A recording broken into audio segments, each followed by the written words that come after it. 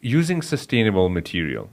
That is, this is about 3 days ago when one of my friends received a package right in front of me and opened the package. And again, there are layers and layers of packaging, plastic packaging that's being used, right?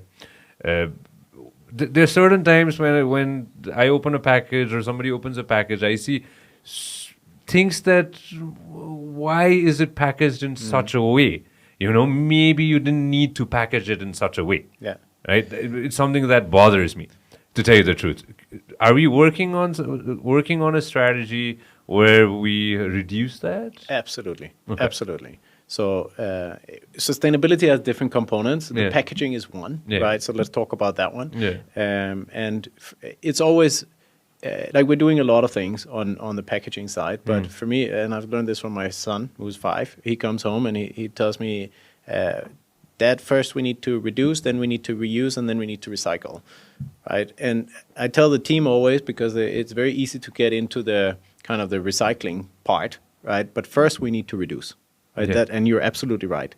And that Amazon has been a great leader, I think, in that, to really make sure that you never use more packaging than you need, right? You don't need to reinvent the wheel and come up with all kinds of cool, sustainable materials. In the first place, you just need to not use more than you need, right? So that's our number one priority. We're working very, very hard on that. I don't know if it was the Daraz package you were referring to. If it was, then we're going to improve it. But that's definitely the top priority. The second thing is looking at the different types of materials that we're using. And for example, for our line hauls, which means that the packages, they need to move in bulk from, for example, Kathmandu to, the smaller cities outside of the valley. And then after that, they get allocated to the last mile where they actually get delivered to you.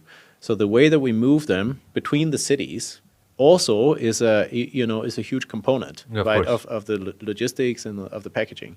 So for those moves, we started using actually in Bangladesh. I think also here the jeans material. Did you start using that? Not yet. Not yet. No. We should, right? No, what is this? What is this story? We came up with it in Bangladesh because they have so much denim production, right? So there's a lot of leftover denim product. So instead of using other kind of plastic-based materials we call them master bags, where we put in maybe 500 smaller packages into one bigger package, and then we load it onto a truck and drive it to the city where it needs to go. Yeah, so we do have the sustainable bags, but I don't know if it's jeans or I think it's another fabric. It's another fabric, yeah. But Bangladesh, they said, let's use the jeans because we can use we can use them maybe 500 times. They're very, very durable, and it's much more sustainable than other products. So we started. That's the reuse, really trying to reuse the materials that we can and use them over and over and over again. And then there's the recycling part. So on all of our plastic flyers, they're now built on kind of recycled plastic, and we're trying to work with the manufacturers to come up with better solutions. We've looked at jute. We've looked at all kinds of things. So we're also looking at how to manage that.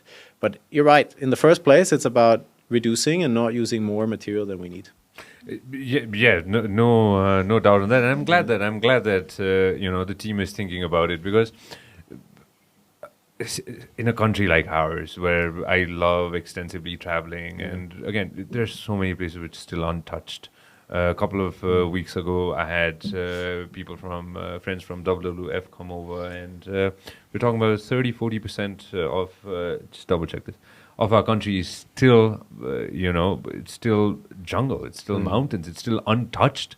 And when we see packaging, and when we see plastic, and when we see wrappers or things, again, I'm jumping into something else, but when we see that, again, why is it here is the question, and why are we polluting it more? And an organization like Daraz I'm sure would come out with a CSR campaign, or plans where we could go ahead and reduce it within the organization and within the infrastructure, within the ecosystem of Daraz, and definitely going ahead and developing towards the future if you have any. It's definitely a big initiative within the company, and I'll share that having a Danish person run the company really helps. If people don't know, Scandinavia is like the forefront of sustainability. So I think that speaks volume about like our focus towards protecting our environment.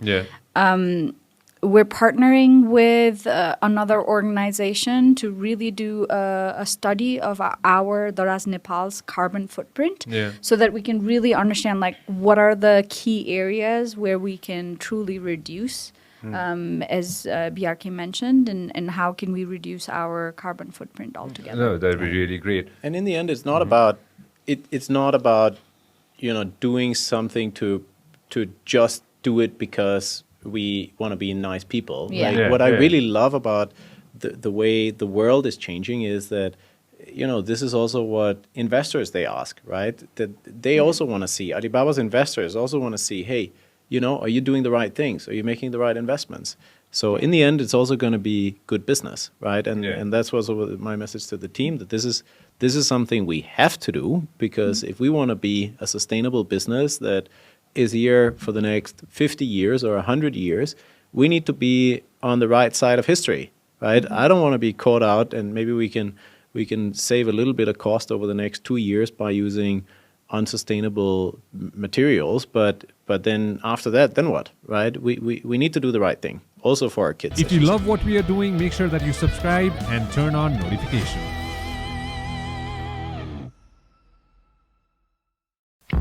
This program is brought to you by Vyas Studios.